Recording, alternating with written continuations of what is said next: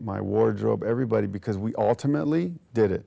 You know, I kind of laugh at it, but the wardrobe department and everybody really pulled in an awesome parade. We had to emulate a 1945 or 1950s parade.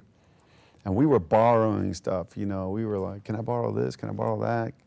You know, I remember of the period cars, if they were parked, they were $50. If they were driving, it'd be like 100. You know, I went a little bit slightly over budget because I was like, yeah, give me 20 cars. You know, I wasn't really doing the math. Cherry pickers, great. We were just able to get some nice, my DP, Ruben Steinberg, is that his name? My DP, Ruben Steinberg. He's awesome. My sound, Dean, everybody was great. I'm proud of everybody. And the camera guys, Thor, Chablan, everybody, the red camera, I wouldn't trade it for anything. That's hard. I had a really good time. Starring and directing in the same movie is a little bit harder. I'm glad I did it. I don't know if I would do it again. It was great directing Eric because I didn't have to worry about me being in the movie. That week with Eric Roberts was fantastic.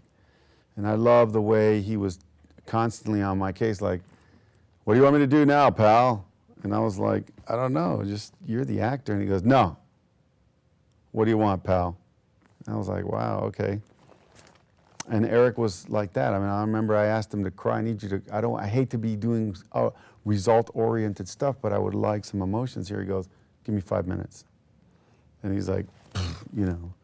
And his script was immaculate. And ain't nobody better than that. You know, I've never seen, it's been a while since I've seen an actor like that.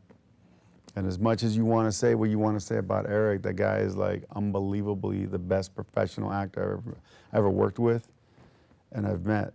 You know, this is like a gladiator, you know. You bring him into the arena, you better run. And that's what Mickey Rourke says, you know, it's the same thing. These are old dinosaur guys that will smoke you. And I wouldn't even play with guys like that, you know. They're great actors. They played with the best.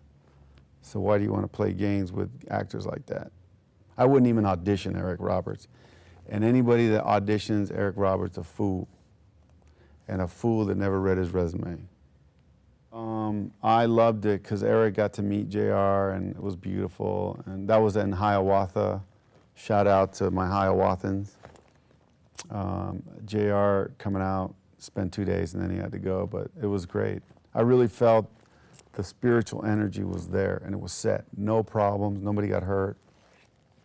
And everybody went home and it was kind of like a bittersweet thing at the end of the day. I think the last shoot was Moab and it was chronologically the last part of the movie.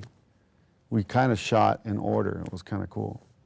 Really, I kind of played myself and I really downplayed everything because I was so into like the directing part and I was so trying to keep acting to a minimum that maybe I suffered a little bit, but I thought when I look at the acting, I did really well.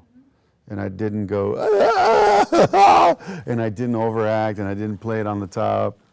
And you know what, who set the tone for me is when I was directing with Eric Roberts, he was perfect to set the tone for me. And at that point I said, I cannot screw this up. Because I don't want to be in a movie where Eric was great and I'm not great. I've got to, you know, do it. So I don't know if I do it again. You know, it's harder. It's harder. Any other questions?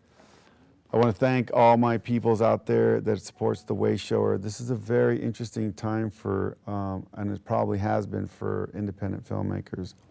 I'm finding that it's probably easy to make a movie and hard to sell it.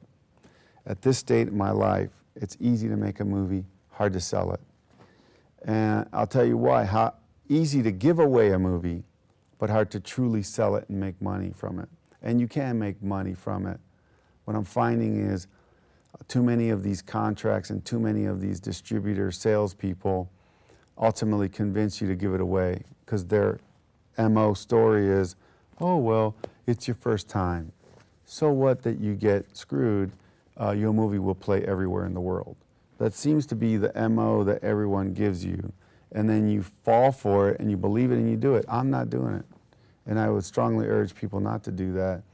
Maybe we can create an alliance like NATO, and a NATO for actors and producers, and not if you're not part of the Hollywood system, which has stars, you can leverage to sell your movie and get paid. In this case, although we have stars, we don't really have the Brad Pitts and the Angelina Jolies to leverage. Eric Roberts is sellable. So what you do is you just go, I'm going to hold it and I'm not going to give it away. And I'm going to find the right arena to do it at.